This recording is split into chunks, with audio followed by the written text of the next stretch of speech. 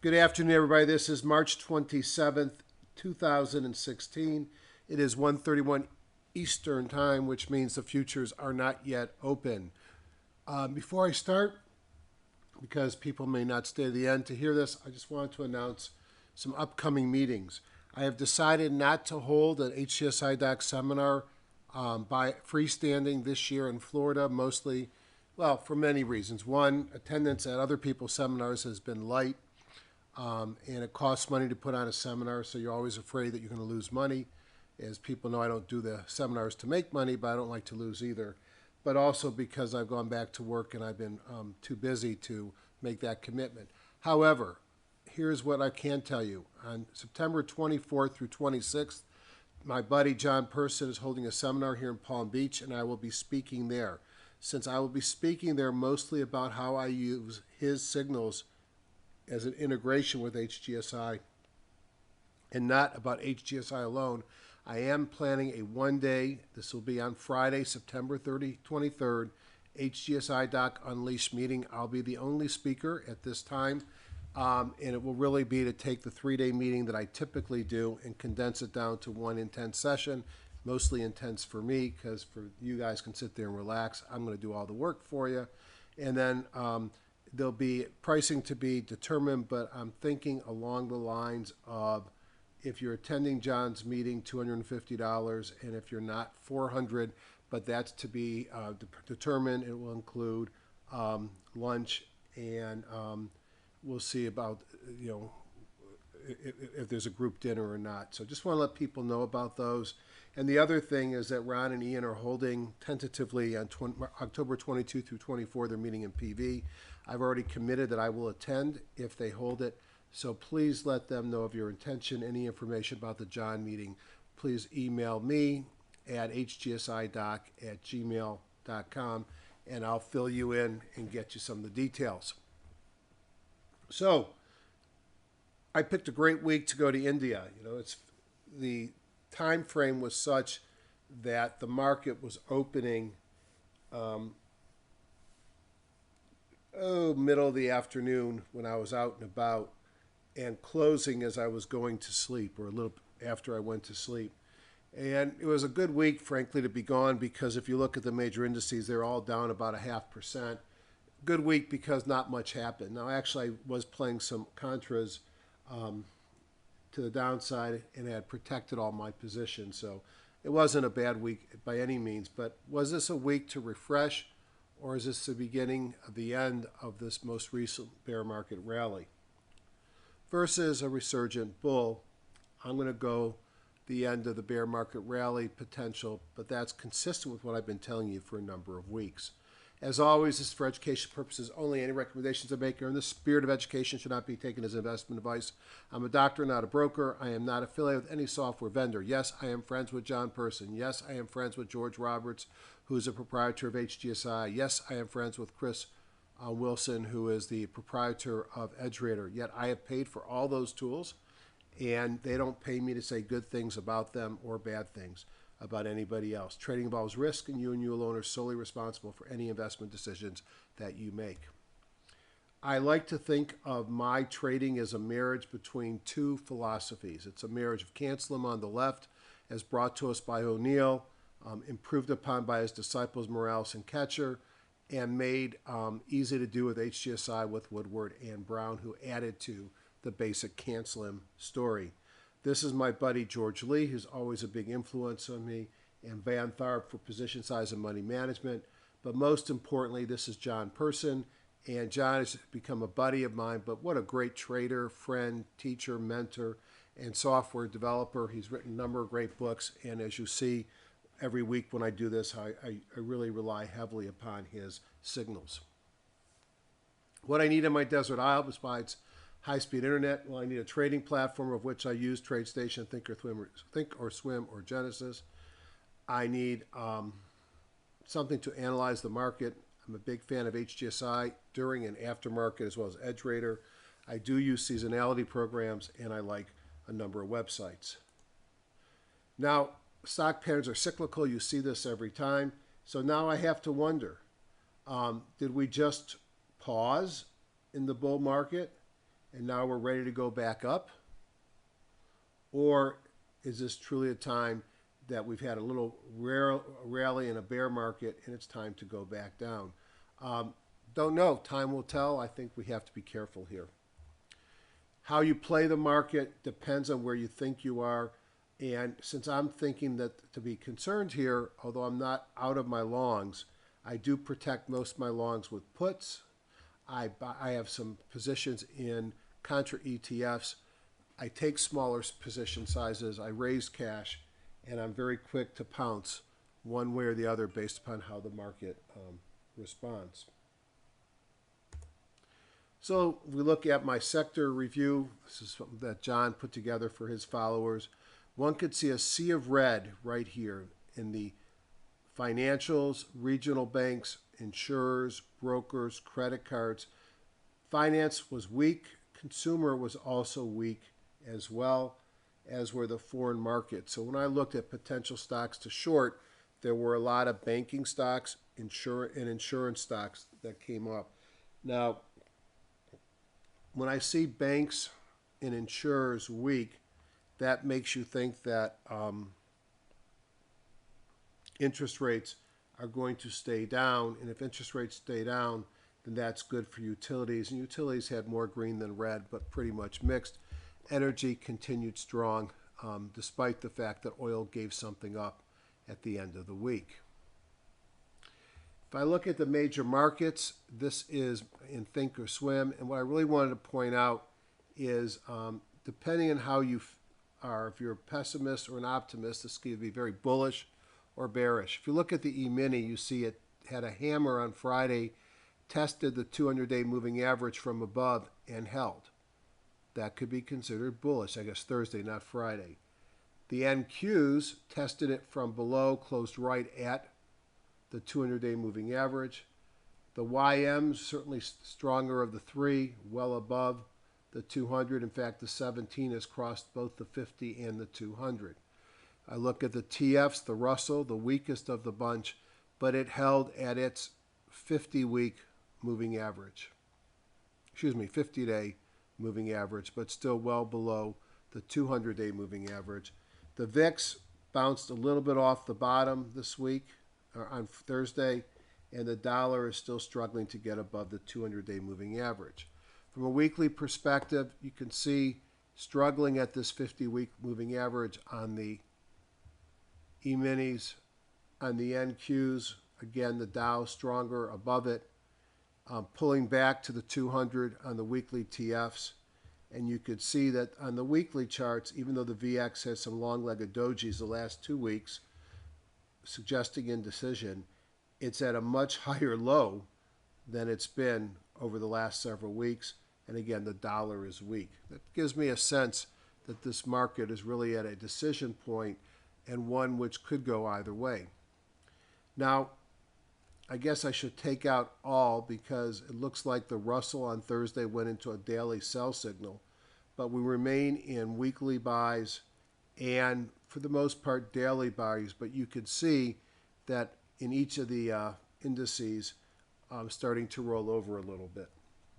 On a 5-minute chart, you could see we ended the week still on its, going up, closing near the highs of the day. Couple of things I like to follow. This is the interest rate. So just for the sake of argument, on all the next couple of slides, the key index that I'm looking at is in white. The comparator is the spider in yellow. And then, as always, my blue-green here is my 50-day moving average. The red is the 200. So we start with the 10-year Treasury yield. And you could see it's above that sort of line in the sand here, but it's stuck well below 2%. So low Treasury rates and rates that are not clearly moving up are good for REITs, MLPs, utilities, dividend payers, and home builders. Banks and insurers should show weakness, and we certainly saw that this week. Personally, I like to see rates stay above 2%, not because I want to pay more, but rather because I think when you get below 2%, it's sort of an indictment against the economy. The AD lines really I guess the point of this is that the small caps here in the Russell 2000 really dived much greater than the large cap new high, new low, or AD lines, and both are rebounding back with their index. So this recent market decline was led by the small stocks. And then this is looking at, in white, the percentage of stocks below the 200-day SMA and below the 40, and these continue to rapidly increase and becoming less longer-term oversold and, frankly, a little bit less short-term overbought. And you could see the 4-month or 13-week new high, new low ratio peaked and has actually turned down as the market gave back some of its gains this week. And the McClellan, which was sitting here in overbought territory, is now down to minus 20-something, so it's no longer overbought. Buckets moved off oversold last week. They got up to 87% above the midline on the S&P for the S&P 1500, and now it's at 60, at 2/3, 1/3, and you can see almost no stocks at the upper part of the Bollinger Bands. There is no Hindenburg in sight, which is good. Notice that the MAs have turned up. The McClellan is now less than 0, but their new highs and new lows are both below 2%, and you have more new highs greater than new lows. But you have to have both above 2.2 to trigger here, and the new highs have to be less than twice the new lows to trigger here. So no Hindi in sight. Good news if you're bullish. Suggests that there's no major decline on the short-term horizon. And then the Woody indicator, which is this third set of columns here, densely green, showing that we continue to be in a buy signal in the market. Now we are starting to get some yellow in here, suggesting a little bit of higher risk, and we did have a shot across the bow in the small stocks last week on Wednesday. Canaries in the coal mine. I like to look at the big stocks as taught by Ian to get a sense of what the overall market is doing.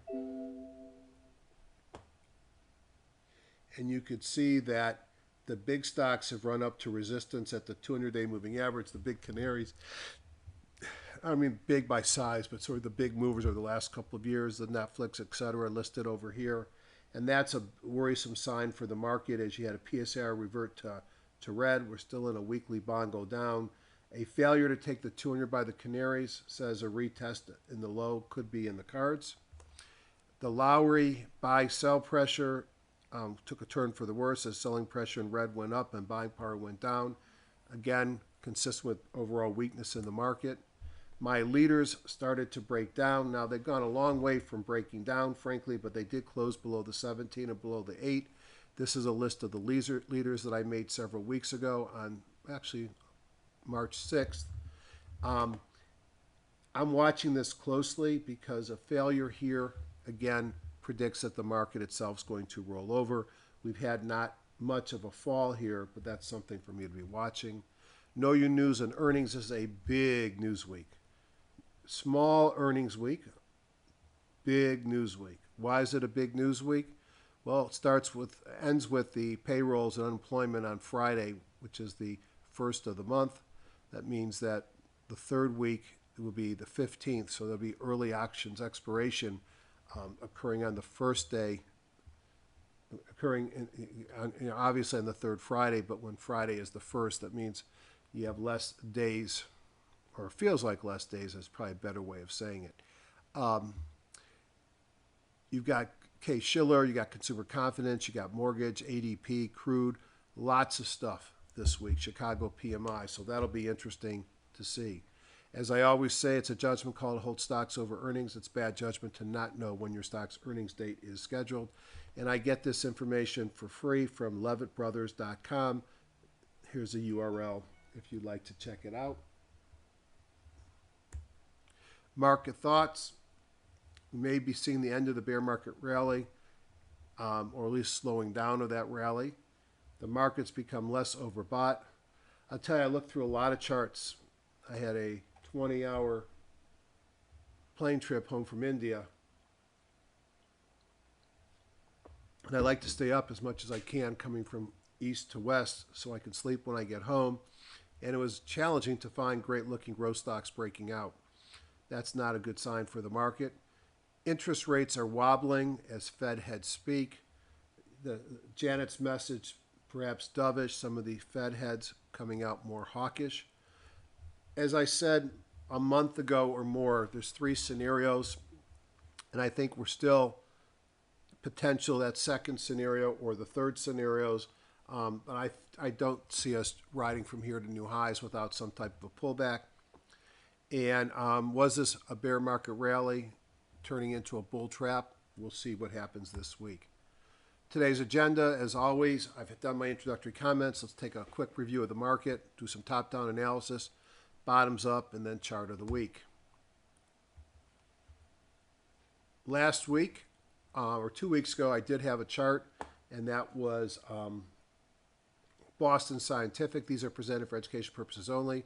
Trading, especially options, carries substantial risk of loss. I do not warrant any expectation of return, and I may or may not already have a position in stocks presented. I plan on taking the trades that they execute so I can discuss on the following session. I am doing this not to provide stock tips, but to openly discuss how I take the trade, why I chose a specific stock or option strategy, and where I plan on taking profits or placing stops. So, the bull trade was Boston Scientific, and I took it for a number of reasons. All my technicals up here were green, my bongos, my forces. It's coming out of a squeeze, had a mobile breakout the day before, broke above its moving averages, which are clearly squeezing here. The group index was heading up. It had a pocket pivot and a kahuna, and this green light here, it tells me that the market was strong. It's a eureka on the market. When I looked at my trade station indicators, I saw that on the daily and on the weekly at high close dojis, OBVs trending up in both ways. I set my price targets here, and what happened is really nothing. I did trigger a sale on Tuesday and really have done nothing. I triggered the sale here rather on Monday, and it did nothing. And I basically, when stocks don't react within 2, 3, 4 days, especially after a high close doji, I close the trade. So the trade executed but did not move, and I closed out because of a time stop. Now we'll come back to this with my next chart of the week for this week at the end of my video. Very quickly, let's jump into my trade station and look at my major market indexes and get a sense of what they're telling us. NASDAQ short-term person indicators that sell. Daily is in a buy, weekly is in a month. Daily is in a sell, weekly is in a buy, monthly is in a sell. The elder indicators on the daily and the weekly are blue, which are indeterminate, green on the weekly. So how do I portray this? We are in a long-term downtrend going back many months to the middle of 2015. Yet, for the last we've been in an uptrend the last 6 or 7 weeks on the weekly, and just for a couple of days pulling back. So we're still retracing in an uptrend or pulling back in an uptrend. So that's the NASDAQ. The Dow has not given me a sell signal on John's indicators, and the Dow is in an uptrend on the daily, the weekly, and the monthly. S&P 500 did trigger a person sell on Wednesday, and it too is in a buy signal on the weekly and on the monthly. So longer term, all three of these indexes are strong. Look at the YM as an indicator of the Russell, and you see the biggest weakness where for the first time you're seeing red bars here on a person sell on the daily on the IWN, yet the weekly still in a buy and the monthly is in a sell. So small stocks continue to be the weakest. The other indexes showing us short-term pullbacks, but in a longer-term uptrends. Very quickly, materials. A new sell on the daily, buy on the weekly and monthly. They've been leading the market higher. Huge run up here. Energy, short-term sell, longer-term, at least weekly buy, monthly in a sell. Financials, daily sell, weekly buy. Industrials still showing strength, although these red dots here on the daily show there's some bearish divergence on the MACD. Daily buy, weekly buy, monthly buy, daily buy. So industrials remain so far the strongest we've seen. Technology also strong with daily, weekly, and monthly buy. Staples slowing down here. These red dots were some MACD divergence, and you could see it can take a long time where you're getting MACD divergence before you roll over. We've talked about it before. This was the line here showing the divergence, and you could see a daily sell, weekly MACD divergence here, but still in a weekly and a monthly buy. So staples look like they're getting weaker. Utilities, a new buy came in a weekly and monthly. So industrials and now utilities look strong. Healthcare, XLV, a new buy came in this week. Maybe we'll see biotech make a recovery. We'll take a look at that in a second. And then discretionary in a daily sell. Take a look at the IBB.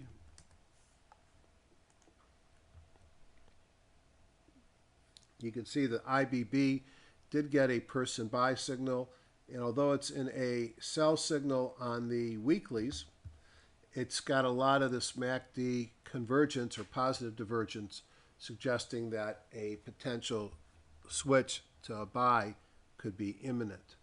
All right, now let's jump into HGSI, go into my warehouse view. Let's take a look at Woodward and Brown user groups, Major Markets Plus. Top-down view is price and volume only, and it shows where the strength was at the end of last week, although it does include both Friday, heaviest weighted, the last 5 days, and the last 3 weeks, lesser and lesser weighted. And you could see the leading group were utilities and bonds, gas, Dow Jones Industrials, the laggards, gold, silver, S&P down here at the bottom. If we look at a one-day performance, gold was up 2.3 and volatility was down. If we look over 5 days, however, biotech was the leader last week, up 3.4%, followed by the VIX, gasoline, and the dollar. And the losers were gold, silver, oil. The Russell down 1.1, the NYSE down 1.0. Again, small stocks being the weakest. Take a look at the S&P 500. Now, I don't update this until the weekend, so any markings that we left the prior week will still be here. So you notice no kahunas, so let's just get into the cleaner view. So what we have here in green is a 17-day simple, blue is a 50-day simple, and red is a 200-day simple. We used to have an 8-day magenta. I don't know what happened to that. Let's put it back on.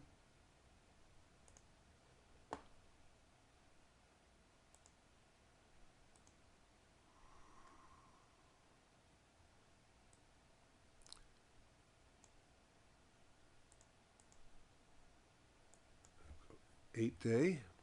We'll make this exponential. Let's make it some purple. Okay.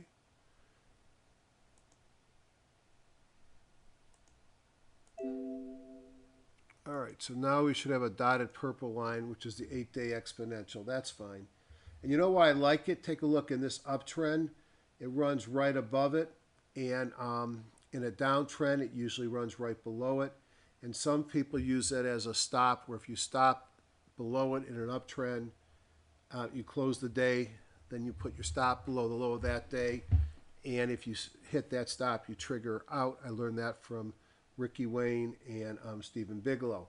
But it's kind of interesting because last week when I did this 2 weeks ago, I said, do we run up scenario 1 or scenario 2, fail at the 200 and pull back? Scenario 3, we just break out to new highs, or are we more likely to meander around here? And that seems to be what we're doing. And that's actually extremely bullish if we can hold at this 200-day moving average. So we sit here with sort of a hammer day on Thursday. The bongos are both green. Uptrend, at least the bear market rally is intact. At least on the S&P 500, it looks okay. Take a look at the Dow Jones Industrials. Similar pattern. We broke above the 200, closed above the 8-day exponential. The bongos are green. We look at the NASDAQ. You see the difference picture here. We have yet to take out the 200-day moving average, holding at the 17. And if lastly I take a look at the Russell 2000, I fell below the 17-day moving average. The bongos are still green. So big stocks stronger than weak stocks. All these markets still look like they're in an uptrend. But I'd say an uptrend under pressure. Here's the VIX. As you could see, I pointed out earlier, it's successively now having higher bases. Here's the base that ended in the fall. Then here was the base that went through the end of last year, and then the base in the beginning of the year. And so we're successively getting higher bases. We're coming off that base. When the VIX is low, I'm fine with it, but when the VIX starts to go up, I know that the market's in trouble. The VIX failed to break out on Thursday, came back down, but I'll be watching the VIX. The other thing that has a big influence on the market is the dollar. And as you can see, the dollar is struggling down here underneath the 200-day moving average. This must have been the Fed day where they announced that they were not going to tighten, and they reduced the projections from 4 tightenings to 2 this year. If we look at gold and silver, gold came down despite the dollar weakness, while silver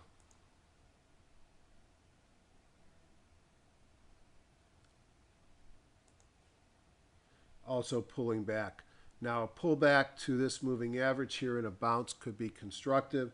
You notice we got the 50 crossing over the 200 on silver. I didn't notice that on gold. Let's take a quick look. And we've already crossed above it here. I do think that gold has changed its tune. Let's take a look at a weekly. And by that I mean I'd like to hope it's broken this downtrend. But when you put it in the weekly, I'd like to really see it get above this 200-day moving 200 weekly moving average and hold before I'm convinced. Next thing I like to look at is what industry groups are leading and what are lagging. So I go down to 07 industry groups, and I look at 2-day force up, and I could see that I have 27 groups to the upside. 2-day force to the downside, I only have 2. So airlines were weak on Friday. Take a look at a couple of them and see if we can.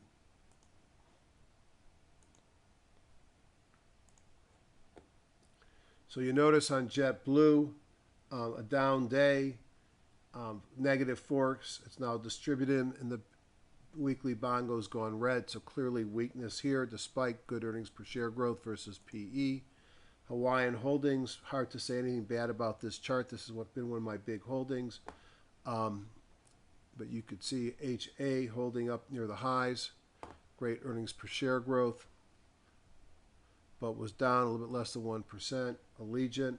So these don't look horrible, but I guess the fact that there were very few industry groups that for a 2-day force were down, and this made the group, and then managed care was the other.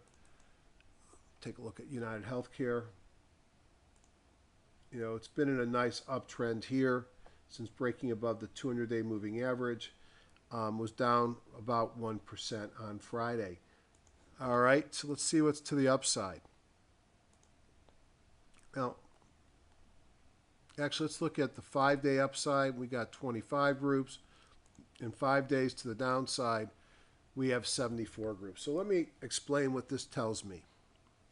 This tells me that if I look at a 5-day window, I've got 74 groups to the downside and 25 groups to the upside. I think that is meaningful, so that over this 5-day period of time, banks, energy, base metals have been weak. Over the 5-day window, utilities, life sciences, casinos, home builders are up at the top, as is cement.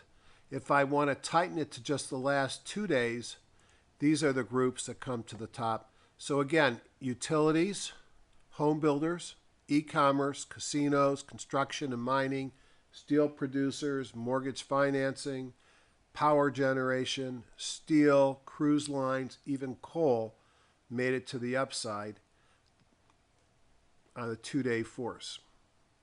So let's take a look by right-clicking, change the index group, go through the first couple utilities. So when I think of utilities, I think of defensive, which is a good thing now. Dividend producer, here's one 3.5%. I don't think of them as high growth stocks. Now, of course, since the end of December, had you been smart enough to buy Exelon here, no one would have bought it there and sold it on Thursday rather, you would have been up 40% in 69 days. So some of these do have some growth, not on the earnings side, but here you have a 3.5% dividend. Exelon, certainly a leader in this market. Everything is green.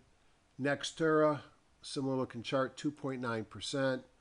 AES pulled back a little bit on Friday, pays a 3.8%. And Cleco doesn't look good at all compared to the others. So integrated utilities look strong and pay a nice dividend. Consumer electronics, this is all about TiVo. And when I see that, I wonder, did they have some earnings come out? So let's go to more from Web, go to FinViz. Every once in a while I have an issue with my Google, so let's close that.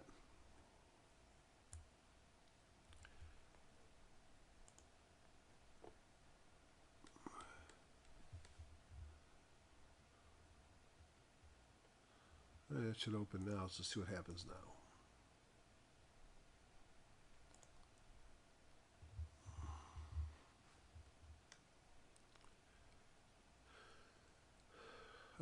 Up on a takeover rumor. Well, that's never a reason to buy something. The rest of the group is below the index, so I skip it.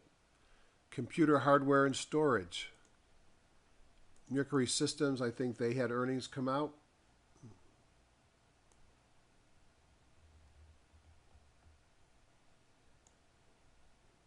Take a look.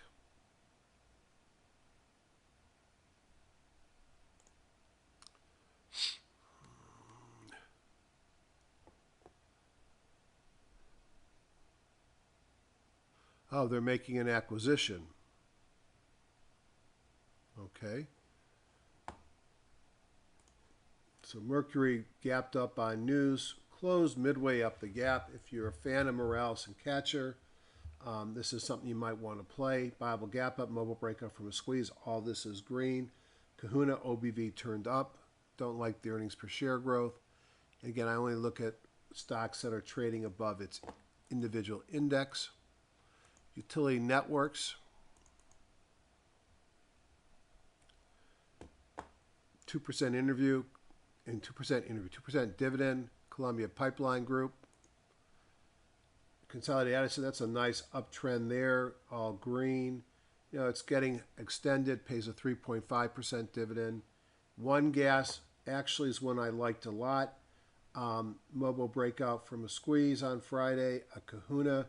I don't like the volume. OBV does not look great, and that was a concern I had. But this is a stock where I call it my get on a plane trade, because if it breaks out on Monday, it's going to take out its PSAR. So it closed at 59.98. Its PSAR dot is at 60.19. I could set a buy stop at 60.20, meaning it would have to take out that PSAR, which will turn into a buy signal for some program trades. And I could set my stop kind of near that 50-day moving average, which is at 57. So I'd be putting a buy in, therefore, at 60.20, stop at 57.08, a little bit over $3, less than a 6% risk. This is the type of trade I like to take. Why? Because I've got a bit of a base.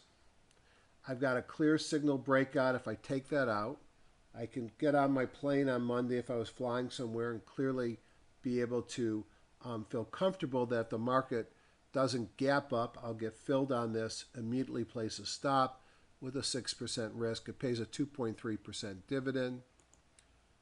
Questar, another utility network, pays a 3.5%. So when you start to see utilities up at the top, it should tell you a couple things. It tells you that interest rates are low and there's market concern because people are defensive. So there was some legal decision that may impact on Office Depot and Staples, and you could see on their merger a big gap up on Friday, closing in the lower part of the gap. This is Office Depot. I don't like buying stocks that are in this big of a downtrend, but if you bought on this breakout here, mobile breakout from the squeeze and Kahuna, you'd have had a nice return of about 25%. Staples, similar pattern, also gapped up on Friday. Everything is green. Certainly isn't too far if you want to play in this space, which has been a loser until their discussion of merger. Outer box, those kiosks, red box, outer wall rather, way below its 200-day moving average. No interest to me. Home builders. KB Homes had a great earnings report and broke above its 200-day moving average. Everything is green with the Kahuna. Great earnings per share growth coming in compared to its PE. A lot of demand. KB Homes looks interesting. Now, one of the neat things is you can look at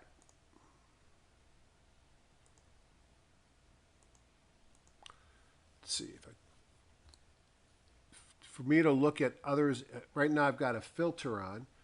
I'm going to leave that filter on, but if I took that filter off, I could see all the stocks in its group, but I might want to look at Lennar,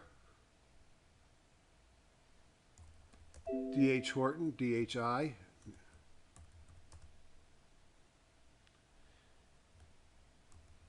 Beazer, and start to see if there's anything else interesting, because KB Homes just had a great quarter. Back. Internet media. There was some news about Pandora. I was on a plane, so I don't remember what it was. Let's go to more info from the web. FinViz.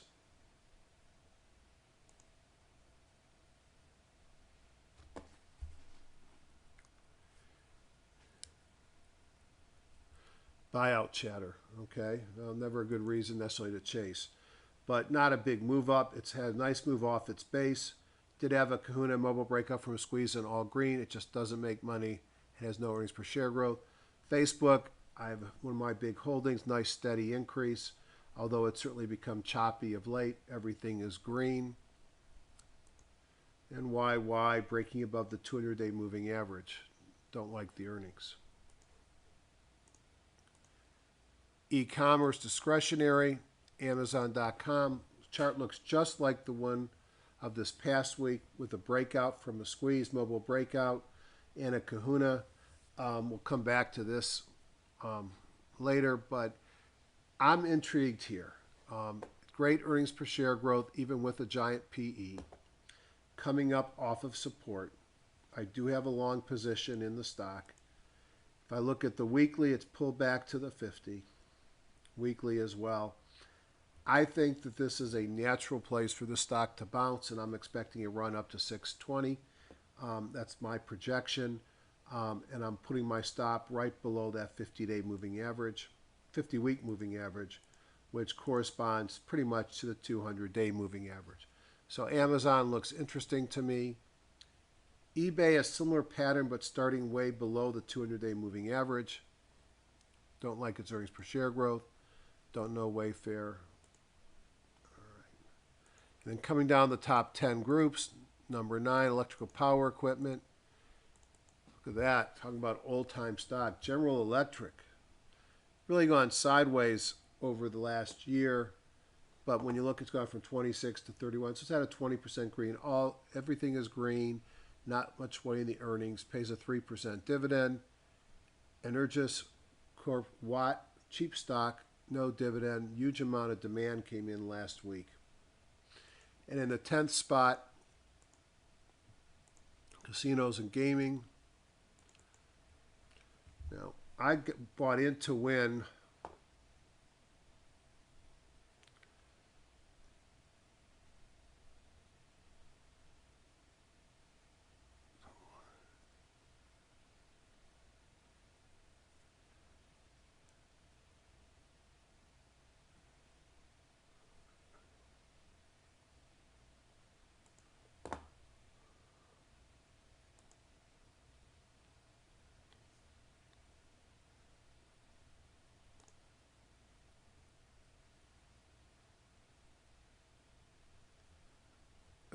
I'm not going to go there. I was going to try to look at when I bought into Win. I think I bought into Win over here, and I bought some 65 calls that were at the money.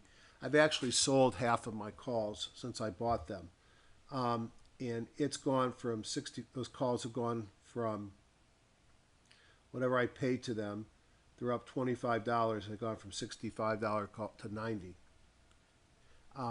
And I bought them for the reasons why I make my trades. You had to move up off the 50. The group is moving up. Everything turned green. A mobile breakout from a squeeze and a kahuna. Win continues to look good. If you stick it on a weekly chart, you can see it's got a long ways to go. And my target, frankly, is to get back up to that 200-day moving average. We shall see. Pays a dividend. Huge amount of demand coming into this stock. I'm a big fan of Win here. Boyd Gaming, I wanted to take the trade here, and I wasn't over here, but I missed it. Nice uptrend as well. Great earnings per share growth. No dividend.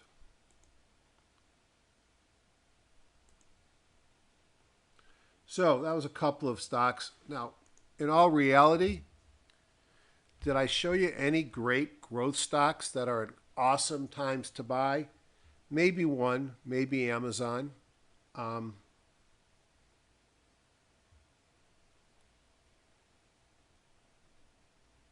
But boy, not a whole lot more. All right. So that was my top-down review. How else do I look at the market? One thing I might do is I might go to all stocks. And let's just look at my pullback to the 50 in an uptrend. I think these are all buyouts. Let's take a look. These would be stocks that are in an uptrend that have pulled back to the 50 and had a kahuna. Sun Communities, a sideways stock, no interest. I'm looking for uptrends, pullback. Yeah, I like this. This is a stock. Don't know anything about it. It's a closed-end fund. I probably don't buy closed-end funds. But boy, cup, a handle at the top of the cup, and a breakout. I mean, if this was a CanSlim style growth stock, I'd be all over it. It's a beautiful chart pattern. It doesn't trade much. Got no idea what they do. Still don't have any idea what they do. But why do I like it? A pullback to support. It's within 1%, I think 2% in this scan of the 50-day moving average. It had a kahuna from support. Everything looks great here. Don't know what it does. It's not, I mean, I have no idea. I'm not saying to buy it. I just said I love the pattern. Let's look at a weekly. And you can see this beautiful cup and handle pattern here. Sort of a cup, handle, base upon base.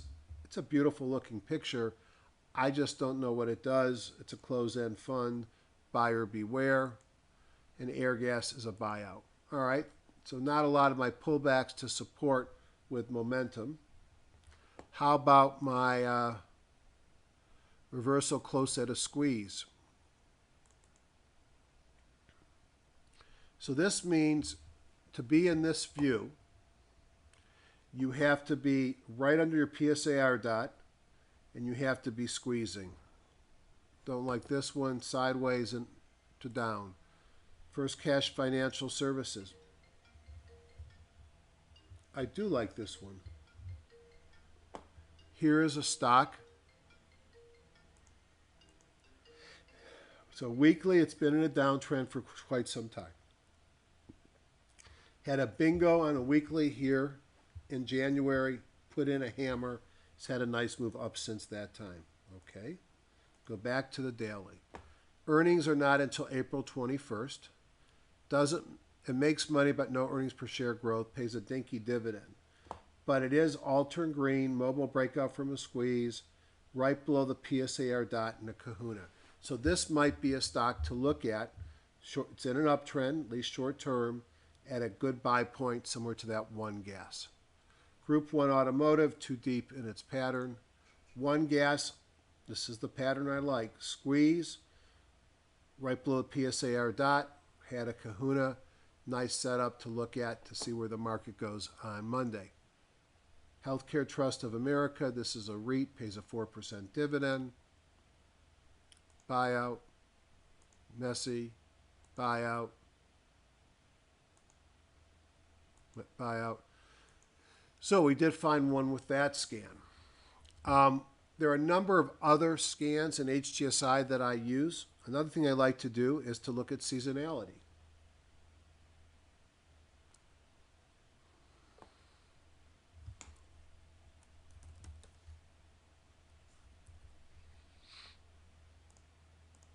I haven't updated this computer all week, so there's probably some updates. Let's see. Oh. So a couple of neat things. Let's set this. I want to look at stocks that have 10 years of data, has won at least 95% of the time, minimum of a 10% return, both ways. I want it based upon earnings, and we run.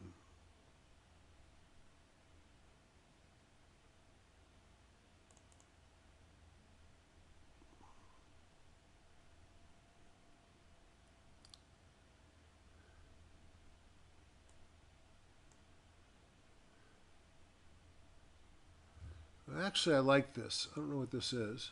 This is the Anderson, so I think it's an energy. I'll have to look at this. Is that a grain play?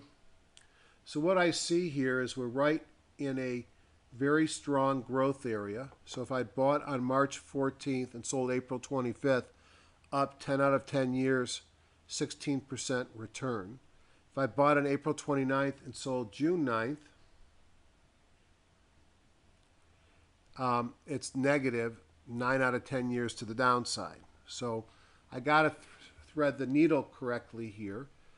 But what I see is a stock that's in an uptrending channel at the bottom of its channel in a seasonally strong upturn. Now I can also use Magenta Trader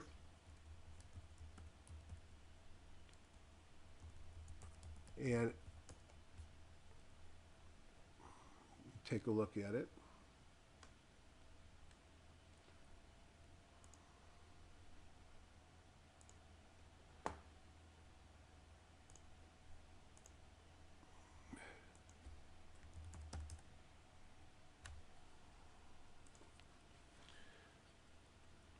And according to Magenta Trader, that if I buy it 10 out of 10 upside over the next 31 days, average return 15.8%.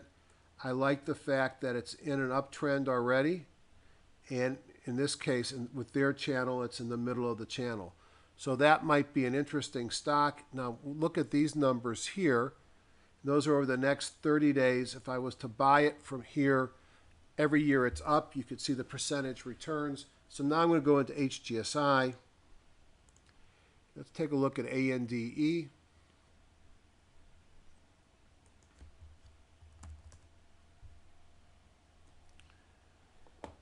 It's funny, in this picture here, it doesn't look very good at all, does it? It's in a nice move off the bottom here, up about 25%. Pull back here in the setting of an uptrend. So then I'm just going to jump into TradeStation.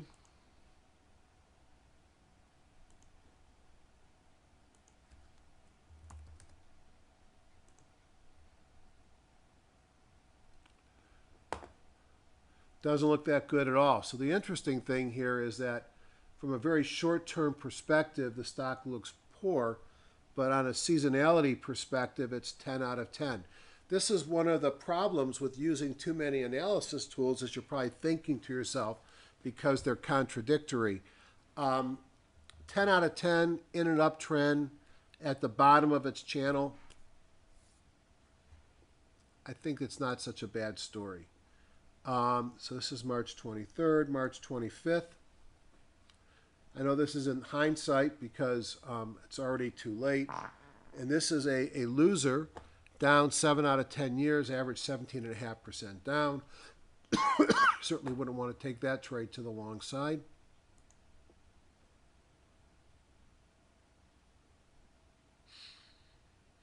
Here's one for April 1st. Ingersoll Rand. Stock's in a great uptrend here. At the bottom of the channel, 10 out of 10, starting March 24th, up 9.7%. I often will go into my seasonality programs to find potential choices to add to my list. The other way I find them is within TradeStation itself. And the bigger thing I like in TradeStation is the scanner. So, for example, a JP buy number 3 are buy signals near pivot support. Interesting. Here's a gas utility with a buy signal sitting on support. Let's go up to my version of John Scans up here. So I have buy signal 1, which is a daily buy when the weekly's in a buy. So these have to have both a daily and a weekly buy. We referred to one gas several times. So here's the one gas with a new daily buy signal. It's been in a weekly buy since the beginning of the year with a nice move up. And OBV weekly looks very strong. So one of the places I like to start, which is to scan the market, and I can see that there were 26 stocks that had a new buy signal occurring when the weekly was in a buy, including the utilities. Now, one of the arguments against this scan is most of these stocks have been in a pretty good uptrend because of the weekly buy signal, and you're buying them after a pullback in an uptrend. Nothing wrong with that. Buy signal 2 are buy signal. These are the get a daily buy when you're in a weekly buy, but you're near pivot support. So again, that one gas, I'm in a daily buy over here to the left somewhere, all the way back there. Back in October, I'm in a pullback here near support, here's the blue pivot support, and I had a buy signal come in. My buy signal number 3 are daily buys near pivot support, so it doesn't require to be in a weekly buy. So here's an interesting stock. This is 1-800-Flowers. These are my dots, which correspond to a pocket pivot, in a squeeze, kahuna force, and a green candle low, all occurring on this date with a PPS buy signal, weekly OBV strong, daily OBV catching up. So these are 3 scans that I run on the market every day to try and find stocks that meet my criteria. And my secret weapon is this one right here. Now actually, in a couple days, my secret weapon is going to be my monthly HCDs, because this only updates on the last day of the month. So all of these were high close dojis a month ago. Now, what I'm excited for is that sometime this week I'm going to get a new high close doji scan on the monthly. But I can look weekly. And these are weekly high close dojis. And my stock pick of the week came from this list. But just to give you an idea of what we see, here's one I was tempted on. Here's Cara Therapeutics. It's a small stock that's been in a horrible downtrend. I don't know what they do. They don't make money. It's obviously a small cap biotech. It had a weekly buy signal come in this week, a weekly high close doji. You're buying off of a base with a daily buy earlier in the week. OBVs through the roof, coming out of a squeeze. A lot to love. I just didn't want to throw at you for a buy choice a small stock that traded at $5 a share. But that was one that I thought was interesting. BOFI, a Bank of the Internet, had a high close doji on Thursday rather. Look at the OBV crossed by the moving average, moving above high on the daily. That looked interesting as well. Now, if you're a gold bug, you might be concerned that 2 of the inverse gold stocks had high close dojis on Friday. This is DGLD and this is DGZ. So if you see a high closed doji on an inverse gold, that suggests gold is going lower. And YPF, which is I think an Argentinian gas play, had a high closed doji as well, daily and weekly PPS buys. But this is a very nice list of stocks that I'm going to get from the scanner. So now let's go and talk about my chart of the week. As I said, this was not an easy week to find great bullish stocks. In fact, it was an awful week. Let me just do this thing here real funny.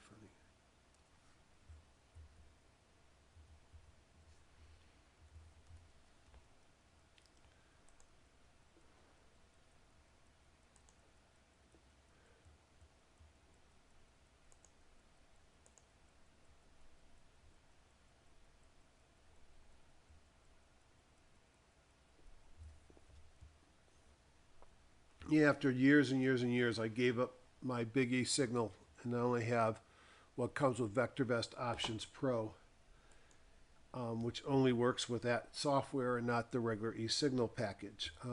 All right. So let's bring up my PowerPoint and let's get going. So just to review, these are educational purposes only. Trading, especially options, carries substantial risk of loss.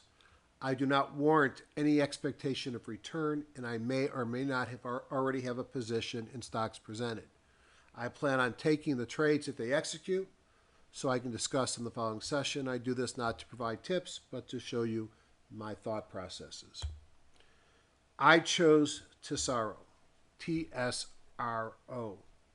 I chose TSRO based purely upon the chart.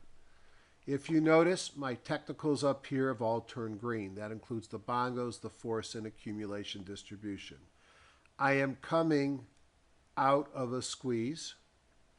I am sitting right below the 200-day moving average. I had a pocket pivot on Thursday, my OBV is trending up.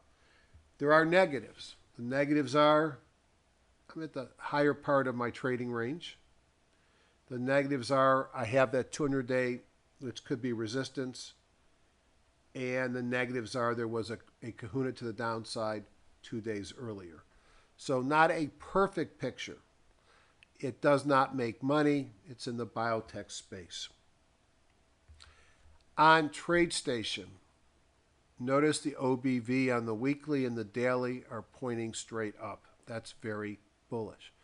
I had a high closed doji on the weekly in the setting of a PPS weekly and PPS daily that are positive. I am coming out of a squeeze, as I mentioned earlier. So if the market is stable, I plan on going long at 48.50. Hypothetically, I don't think I can trade this stock because we do business with them, which has nothing to do with my pick because my pick is purely chart-based. My target would be 52.55 and my stop at 44.35. Assume risk per trade is 2,000. The risk is, and that my risk per share is $4.15 or about 8.5%. I can buy 500 shares.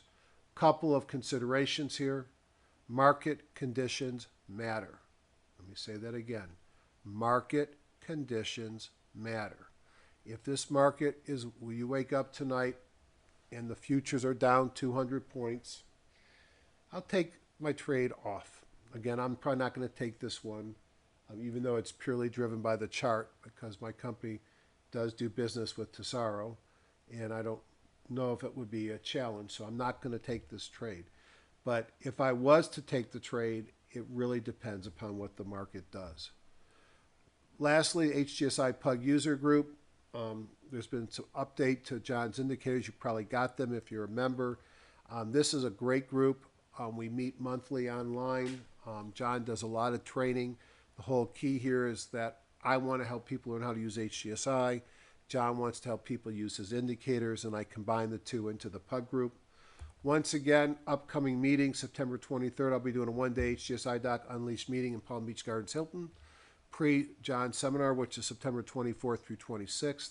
And then the PV meeting, please let Ron and Ian know if you want to come, because they need to have a few more commitments before they make it a go. I've seen the numbers so far. I think we're going to have a meeting. I'm planning on going. If you email me at hgsidoc@gmail.com, I can get you information on my meeting and John's meeting.